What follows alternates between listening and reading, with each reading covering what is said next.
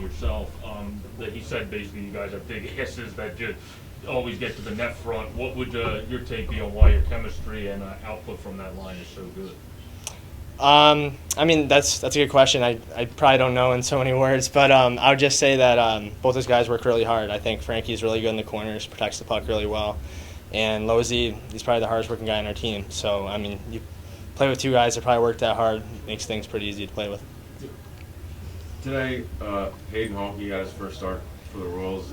Obviously, back-to-back games is hard on everyone. What did you see from him coming in after Houston played the last 2 nights?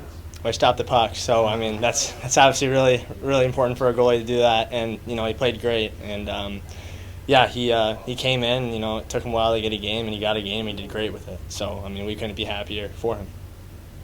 And then when it comes to this game, you guys after 2 tilts really did a good job at keeping the Admirals to the outside the entire game. When you talk about what goes into game planning for a game after you definitely obviously have tired legs coming into it. Yeah, I think when you're tired, it's more important to be structured than if you were, able to play with a little more jump in your step. And I think we did a great job of that. I think Coach really emphasized to keep things to the outside, and I thought we did that really well. And how important was it to get the win here at the end of the back-to-back, and you have momentum now to build on the upcoming road trip?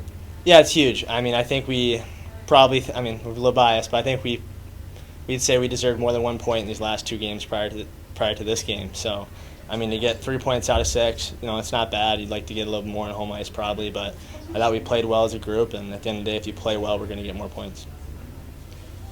And then Coach talked about how going on a trip, this is a question away from the game a little bit, but going on a trip is going to be a nice, fun thing for you guys because it's been so long since the world's been open and allowed you to do that.